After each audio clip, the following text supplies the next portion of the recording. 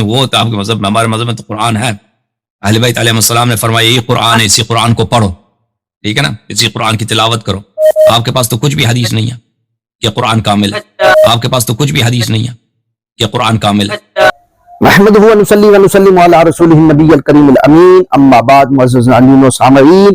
ہم جماعت لولویہ کا عقیدہ یعنی قرآن تحریف کا شکار ہو چکا، اور حسن اللہ یاری کہتا ہے کہ اصول کافی کے اندر فروع کافی، روزہ کافی،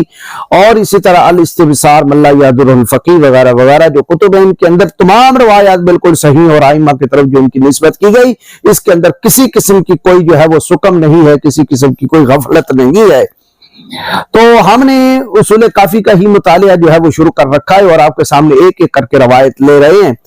آج جو آپ کے سامنے میں پیش کرنے لگا ہوں وہ ہے سورۃ الشورى کی آیت نمبر 13۔ خلاصہ پہلے سمجھ لیں، اس کے بعد میں آیت کریمہ کی طرف آتا ہوں کہ اللہ رب العالمین ارشاد فرماتے ہیں کہ ہم نے جو تمہاری طرف دین بھیجا، اس دین کا جو لب لباب اور خلاصہ ہے، ہر دور میں وہی خلاصہ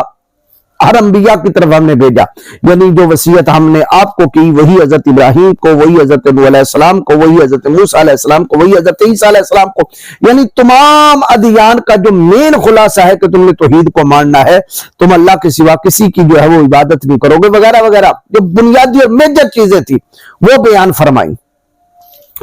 میں آپ کے سامنے پڑھ دیتا ہوں، یہ آیت نمبر 13 ہے سورۃ الشورى۔ اللہ فرماتا ہے شرع لکم من الدین ما وصی بہ نوحا،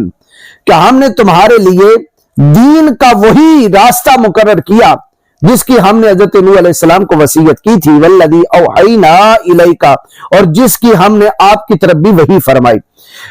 وما وصینا بہ ابراہیم، اور ہم نے جو حضرت ابراہیم علیہ السلام کو وصیت کی اسی کی، وموسیٰ اور موسیٰ علیہ السلام کو، وعیسیٰ اور حضرت عیسیٰ علیہ السلام کو، ان اقیم الدین، کہ وہ دین کو قائم رکھیں، یعنی دین اسلام کو ہر دور میں دین اسلام ہی تھا،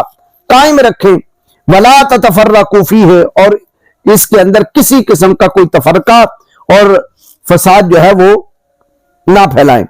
کابر علی المشرکین، لیکن مشرک جو تھے ان کو یہ بات پسند نہیں آئی، ما تدعوہم الیہ، جن کی طرف تم نے انہیں بلایا، تم انہیں بلاتے ہو جس کی طرف، یعنی توحید کی طرف، جس دین کی طرف تم بلاتے ہو، یہ مشرکوں کو بات پسند نہیں آئی۔ اب یہاں یہ میں نے پوری آیت سورہ شورى کی پڑھ دی، آیت نمبر 13 ہے، لیکن کلینی نے کیا کیا، جماعت لولویہ کا جو بانی ہے کلینی، اس نے کیا کیا، اس کے اندر ایک لفظ کی زیادتی کر دی۔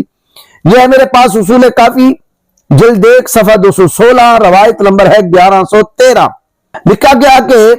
ان محمد بن سنان کہتا ہے ان الرضا، یعنی امام علی رضا سے اس نے منقول کیا، منسوب کیا، فی قول اللہ عز وجل کابر علی المشرکین، کہ مشرکوں نے پسند نہیں کیا بولایت علی ما تدعو علیہ یا محمد من ولایت علی، کہ اے محمد تم ولایت علی کی طرف ان کو بلاتے ہو، لیکن مشرکوں نے ولایت علی کو پسند نہیں کیا۔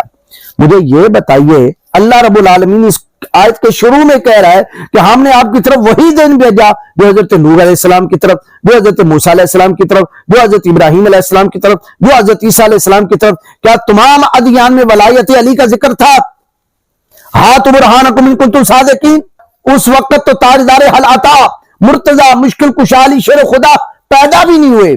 آپ کی تو ولایت باسعادت تاجدار کائنات جانے دو عالم صلی اللہ علیہ وسلم کے زمانہ میں 30 عام الفیل کوئی، حضرت نوح علیہ السلام کی شریعت میں ولایت علی کا حکم تھا؟ کیا حضرت ابراہیم علیہ السلام کی شریعت میں ولایت علی کا حکم تھا؟ کیا حضرت موسیٰ علیہ السلام کی شریعت میں ولایت علی کا حکم تھا؟ یا حضرت عیسیٰ علیہ السلام کی شریعت میں ولایت علی کا حکم ہے؟ ہاتھ برہانکم ان کنتم صادقین، نکالو بائبل میں سے، نکالو کوئی تورات کے پرانے نسخے، اور اللہ فرماتے ہیں ہم نے آپ کی طرف وہی دین بھیجا جو حضرت نوح کی طرف بھیجا تھا، تو ولایت علی کے الفاظ کہاں سے آ گئے؟ اچھا پھر بات کن سے ہو رہی ہے؟ مشرکین سے۔ مشرک تو شروع سے لا الہ الا اللہ کے بھی قائل نہیں ہے، جب وہ پوری بنیادی جز کے ہی قائل نہیں، وہ کلمات ثلاثہ کے کس طرح قائل ہوں گے؟ وہ رسالت تاجدار کائنات علیہ السلام کے بھی قائل نہیں، جھٹلاتے تھے مشرک۔ اور ویسے بھی تم کہتے ہو کہ جو ولایت دی یہ پوشیدہ امر ہے، اس کو ظاہر نہیں کرنا، تو بھی ولایت علی کے اگر الفاظ قرآن میں تھے تو رب نے تو ظاہر کر دیا۔ دو باتوں میں سے ایک مانو، یا تو رب نے ظاہر کیا، تمہاری یہ بات جھوٹ ہے کہ یہ ایک پوشیدہ امر تھا، اگر یہ پوشیدہ امر یہ بات سچی ہے تو پھر قرآن میں یہ الفاظ بولایت علی کے نہیں ہیں، یہ تم نے اپنی طرف سے گھسیڑے ہیں۔ جماعت لولویہ اس نے نہ کرتے مغروری نکل جائے۔